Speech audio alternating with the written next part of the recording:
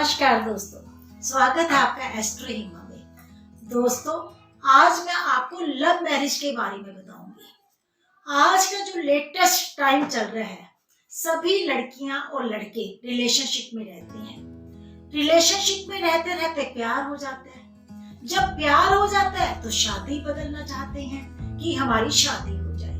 अब शादी जब समय आता है तो उस समय कभी तो लड़की के पेरेंट्स नहीं मानते, कभी लड़के के पेरेंट्स नहीं मानते, तो समस्या बढ़ती चली जाती है। जब समस्या बनती है तो बच्चे परेशान हो जाते हैं और वो सोचते हैं कि अब मैरिज कैसे हो। दोस्तों, लव को मैरिज में कैसे बदला जा सकता है, ये भी हम कुंडली के द्वारा कैसे देख सकते हैं, आज मैं आपको इसके बारे में बताऊंगी कि जो आप प्यार मोहब्बत लव अफेयर्स कर रही हैं, क्या वो मैरिज में कन्वर्ट हो सकता है। इसके लिए सबसे पहले हमें दोस्तों लगन कुंडली को देखना पड़ता है और नवाश को देखना पड़ता है। लगन कुंडली के अंदर पंचम भाव को देखना पड़ता है और सप्तम भाव को भी देखना पड़ता है। ऐसे ही नवाश कुंडली के अंदर भी पंचम भाव को देखना पड़ता है और सप्तम भाव को देखना पड़ता है। पंचम भाव क्या है? हमारा प्यार है। और सप्तम भाव क्या है? हमारा पार्टनर है। अगर पंचम भाव और सप्तम भाव का जो पंचमेश और सप्तमेश कहीं पर भी इकट्ठे होकर बैठ जाए तो हमारी लव मैरिज होने का योग बन जाता है। दोस्तों, ये वाली चीज हमने नवाश में भी देखनी है कि जो नवाश है उसके अंदर भी पंचमेश और सप्तमेश अगर इकट्ठे होकर बैठ जाएं तो भी लव मैरिज हो सकती है। और लगन कुंडली के अंदर भी पंचमेश और सप्तमेश इकट्ठे होकर बैठ जाएं तब भी लव मैरिज हो सकती है। ये दोनों जो है पंचमेश और सप्तमेश पूरी कुंडली के अंदर किसी भी भाव के अंदर इकट्ठे होकर बैठ जाए तो लव मैरिज के चांस बन जाते हैं। और दोस्तों, मैं आपको ये बताती हूँ कि पंचमेश की राशि और सप्तमेश की राशि आपस में जो दोनों एक दूसरे से बैठ जाए, एक दूसरे के घर में आके, मतलब सप्तमेश पंचमेश के घर में आके बैठ जाए और पंचमेश सप्तमेश के घर में जाकर बैठ जाए, दोनों अदला बदली कर लें तब भी लव मैरिज का योग बन जाता है। दोस्तों, ये चीज़ें हमें नवाश में भी देखनी है और हमें उसमें भी देखनी है लगन कुंडली में।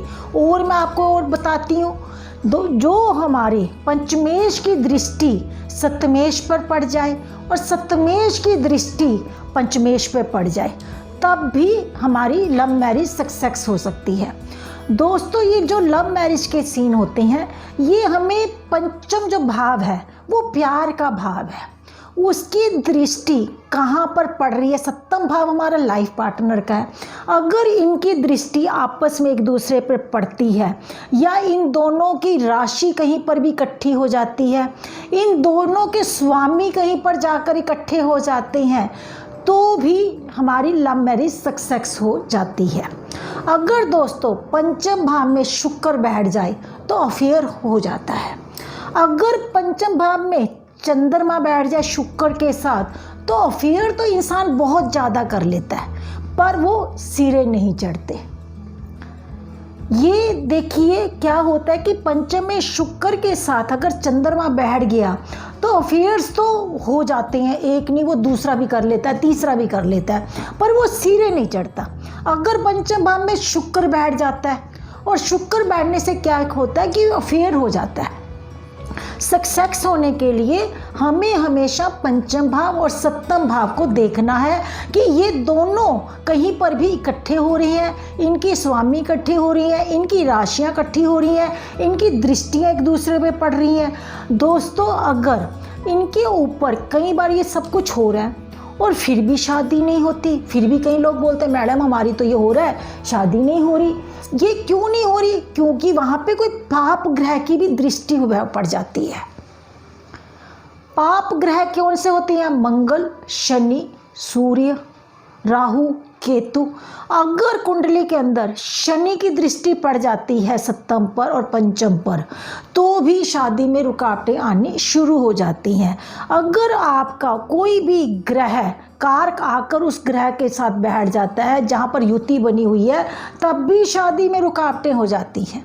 दोस्तों, ये छोटे छोटे उपाय होते हैं, छोटी छोटी बातें होती हैं, छोटी छोटी चीज़ें हैं जो आपको मैं बताती रहती हूँ कि शादियाँ, लव अफेयर्स कब आपकी मैरिज में बदल सकते हैं।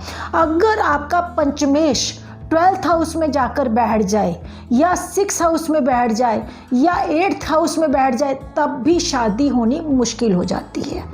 दोस्तों, ये छोटी छोटी सी बातें हैं जो मैं आपको बताती हूँ, जो नॉर्मल सी चीज़ें हैं जो आप खुद भी देख सकते हैं। अगर आपको नहीं पता चल रहा तो आप मेरे से भी अपनी कुंडली को दिखा सकते हैं। मैं आपकी कुंडली को फ्री ऑफ कॉस्ट चेक करके बता दूँगी। मैं ये चाहती हूँ कि जो भी बच्चे लव अफेयर्स करते हैं उनकी मैरिज हो जाए, और मुझे आप खुशी से अपनी कुंडली भेज सकते हैं कि मैडम मेरी कुंडली है, आप चेक करके बता दीजिए।